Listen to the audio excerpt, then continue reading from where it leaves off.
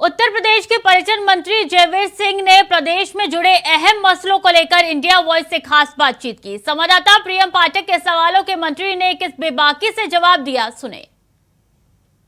UP के निकाय चुनाव हों या फिर कर्नाटक के विधानसभा चुनाव हों, इन दोनों को ही लेकर प्रदेश और देश के अंदर सियासी तापमान इस समय काफी गर्म है और आरोप प्रत्यारोप का दौर भी जारी है। हमारे साथ इसमें बात करने के लिए उत्तर प्रदेश सरकार में पर्यटन मंत्री जयवीर सिंह जी हैं। निकाय चुनाव के पहले चरण पूरा हो चुका है, दूसरे चरण के लिए मतदान 11 तारीख को होने जा रहा है। बरेली में भी मतदान 11 तारीख को होगा, आपके पास वहाँ की जिम्मेदारी, किस तरीके से देखते हैं आप? देखिए, उत्तर प्रदेश की जनता का प्रचंड समर्थन आदरणीय मोदी जी और योगी जी के जो नीतियां हैं, रीतियां हैं, कार्यक्रम हैं और देश को विकास को लेकर के लिए, देश और प्रदेश के सम्मान बढ़ाने के लिए, आम जनता के हितों के लिए जिस तरह के लोक कल्याणकारी कार्यक्रम चलाए जा रहे हैं, उसके दृष्टिगत पूरे प्रदेश की जनता का सहयोग, समर्थन और आशीर्वाद भारतीय जनता पार्टी के साथ है। और 2014 से लेकर 2019 तक दोनों बार लोकसभा के चुनाव में हमें प्रचंड बहुमत से उत्तर प्रदेश की जनता ने सहयोग करने का काम किया। 17 और 22 में हम लोगों को प्रचंड बहुमत से सरकार बनाने का काम किया। और इससे पहले भी जब पंचायत के चुनाव रहे हों, सहकारिता के चुनाव रहे हों, उनमें भी प्रचंड बहुमत हमें उत्तर प्रदेश की जनता का मिला है।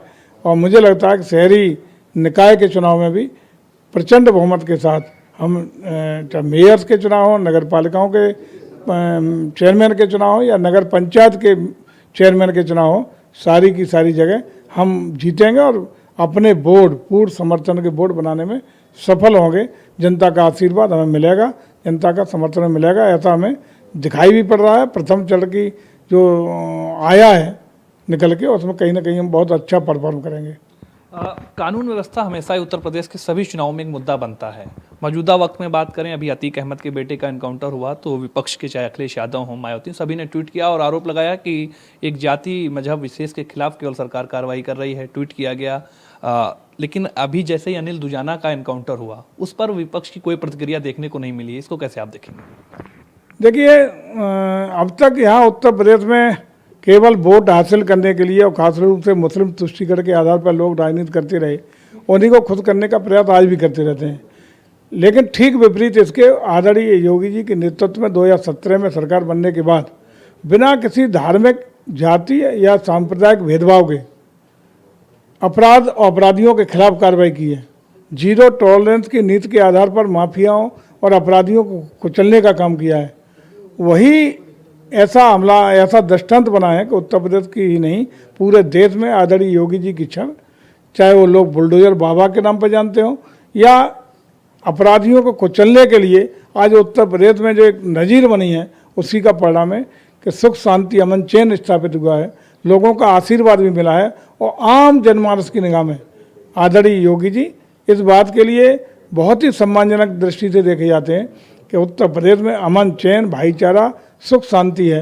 कहीं कोई दंगा नहीं, कहीं कोई वारदात नहीं, कहीं कोई बड़ा अपराध नहीं, कहीं संगठित रूप से ज़मीनों पर कब्जे नहीं, कहीं आतंक का पर्याय कोई दुर्दांत गैंग नहीं, कहीं माफिया जिस तरीके से गुंडई अपराध करते थे वो संगठित माफिया समाप्ति की ओर नहीं है, बल्कि अपनी जान बचाने की खैर मांग रहे हैं। यही तो आदरणीय योगी जी का बड़ी उपलब्धि है। बात करें कर्नाटक चुनाव की, कांग्रेस ने अपना मैनिफेस्टो जारी किया है और उसमें बजरंग दल की तुलना पीएफआई से करते हुए कहा है कि अगर उनकी सरकार बनती है तो वो बजरंग दल को बैन करेंगे। इस पर आपकी क्या प्रतिक्रिया रहेगी? ये भी जो मुद्दा है, केवल कर्नाटक में मुस्लिम वोट इकट्ठा करने के लिए हथियाने का कांग्रेस का कुचक्र है। पहले ये योजना जो खत्म उनकी इस तरह की घटनाओं से, इस तरह के कार्यक्रमों से, इस तरह की नीतियों से कांग्रेस सफलता अर्जित करती रही है, तो इसका पुनः प्रयास कर रही है। लेकिन अब समय बदल चुका है। आज लोग विकास चाहते हैं, देश की तरक्की, प्रदेश की तरक्की चाहते हैं। अब ये घिसी पिटी बातों में लोग विश्वास नहीं करते। और वैसे भी पीएफआई की तुलना बजरंग दल से चलने का कोई औचित्य नहीं।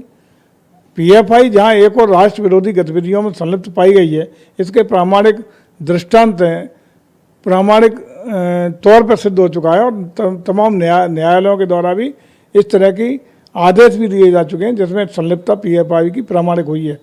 वहीं दूसरी ओर बजरंग दल पर इस तरह के कोई प्रामाणिक आज तक कहीं सबूत नहीं है पूरे देश में कि उन्होंने कभी कोई राष्ट्र विरोधी गतिविधि की हो। लेकिन कांग्रेस को इस तरह का कृत्य करने से पहले 10 बार सोचना चाहिए था।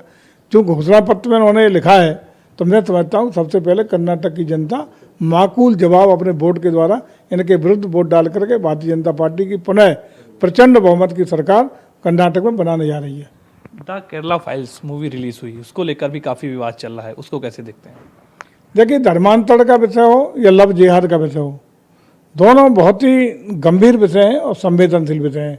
इस पर हमारे उत्तर प्रदेश में सरकार बहुत कठोरतम तरीके से संवेदनशीलता के साथ, कठोरता के साथ निपटती रही है और इस तरह की घटनाओं पर प्रतिबंध लगाने के लिए, रोकने के लिए कठोर कार्रवाई भी की है, सजगता भी की है और इसके लिए अवेयरनेस का भी कार्यक्रम चलाया है।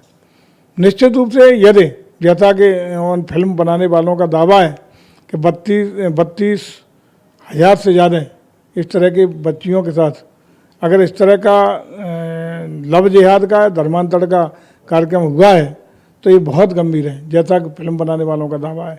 लेकिन इस फिल्म को प्रतिबंधित करने के लिए तो कई लोग न्यायालय भी गए थे, लेकिन न्यायालय ने फिल्म देखने के बाद उस पर प्रतिबंध लगाने से इनकार कर दिया है। इसका मतलब उसमें कुछ गलत नहीं दिखाया जा रहा है, यदि वो सही दिखाया जा रहा है और जैसा न्यायालय का आदेश आने के बाद साबित हो गया है तो ऐसे फिल्म को दिखाया जाना चाहिए जिससे समाज में जागरूकता है और इस तरह की घटनाओं की पुनरावृत्ति न हो सके।